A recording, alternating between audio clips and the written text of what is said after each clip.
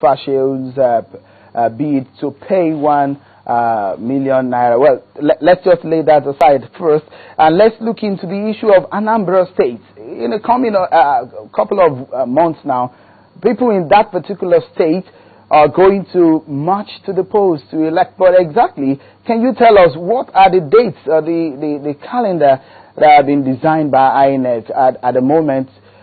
Things are looking like they're unclear. Well, you know that the law prescribes a window within which INEC needs to come up with a timeline or with a set of timelines for activities leading up to the elections.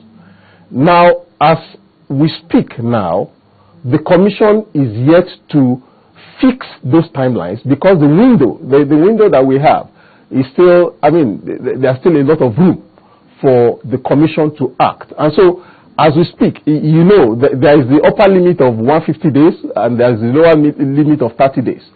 And the tenure expires sometimes in March next year. So that we are still some time away. And in due course, the Commission will decide on those specific timelines. At this time, the Commission does not know what date the Anambra election will be? Yes, because the date has not been fixed. But there's a window, like I said. The law prescribes a window. The law did not stipulate a date. The law gives a window. It is from that window that the Commission will fix a date. But as we speak tonight, the Commission has not fixed that date. All right. I want you to tell us about the issue surrounding APGA. They have some issues, which of course is probably not news to most of us here.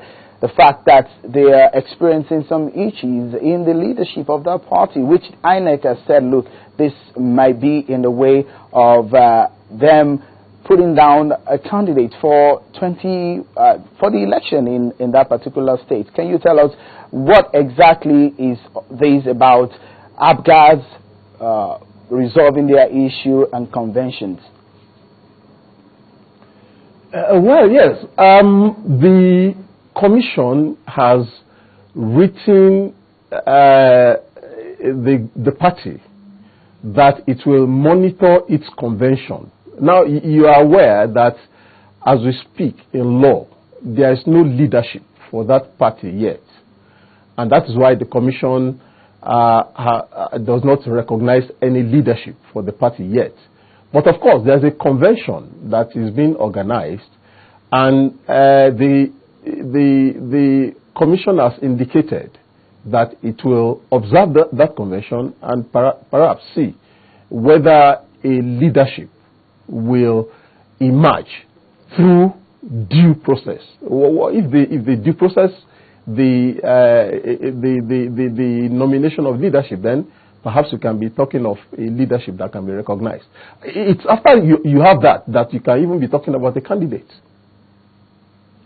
All right, let's now look to the 2015 general elections now. We hear that the INEC is making early preparations, which is very sweet to the ears at the moment. But the fact remains that there are a lot of issues that are still very gray as regards what happened in 2011 and how INEC is going to improve on it. What we saw in Edo and in Ondo State, how those elections were organized. Now, the issue of electronic voting and the issue of e-registration of voters. How far and what is the stand of the umpire, the INEC, at this moment on those particular issues? Well, I am glad that you acknowledged that Ondo and Edo elections indicate that the Commission is progressively improving the electoral process. Actually, if you also look at the FCT, you will discover, regardless of the low level of turnout of voters, you will discover that the process is fine-tuned further. And that is an indication that by the day, the Commission is improving on the process, because every election that we have had has been a learning curve that helps us to improve on the next election. Now, in regard of the electronic voting that you spoke about, Now, you are well aware that the Electoral Act, as we speak, a section of the Electoral Act expressly forbids electronic voting. Now, INEC is not the drafter of the Electoral Act. INEC is an implementer of the law. And the best that can happen is if that clause in the law is changed. Now, getting that clause in the law to be changed is not the task of INEC alone. Every stakeholder who is interested in seeing certain changes in the law can make representation to the National Assembly. And until that section of the law is changed, INEC is constrained from even beginning to experiment or begin to consider how to go about electronic voting. Now, you must also realize that even if that law is changed now, introducing electronic voting is not going to be a one fell swoop thing. There has to be pilot runnings, there have to pilot testings. The INEC has to look at different models and which one is best suited for Nigeria and all that. And these things don't happen at once. So, but we can't even begin to do that while that clause is in place. And that is why INEC is not doing anything, as it were, about electronic voting. That will have to await when the constraining clause in the law, in the Electoral Act, is changed. As for e-registration, I do not know whether there's any other kind of registration that INEC has put in place.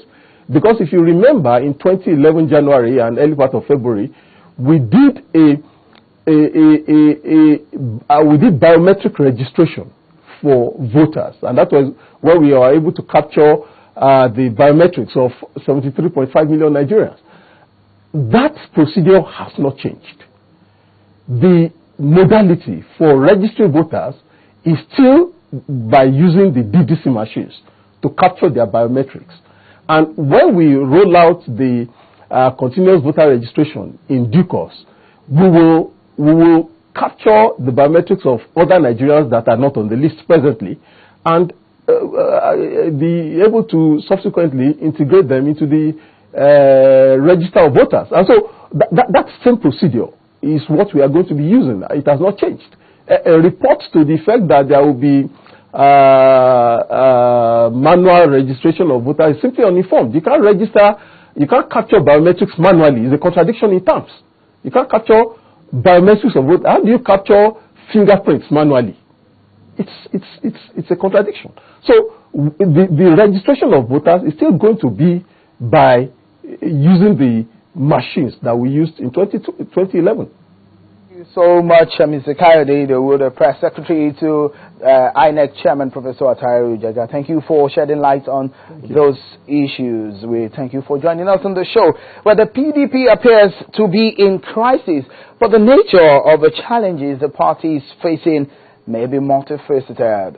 In Abuja, our guest will be joining us tonight to discuss these and more issues pertaining to the People's Democratic Party, but that will be right after this break.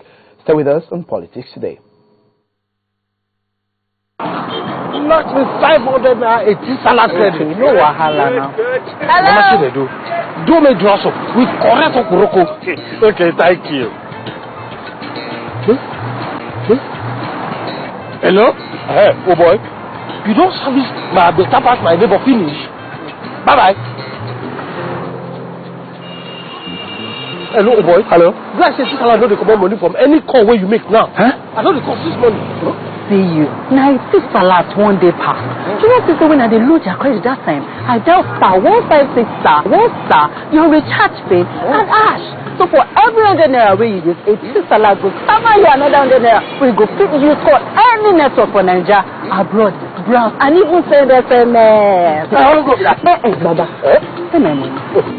Enjoy all the free credits you want every day with one-day pass from Etisalat. Etisalat, now you're talking. You see, life has just got easier. You stay connected to Channels TV, where news and innovations are shaping our world. Simply log on to channelstv.com to get the breaking news.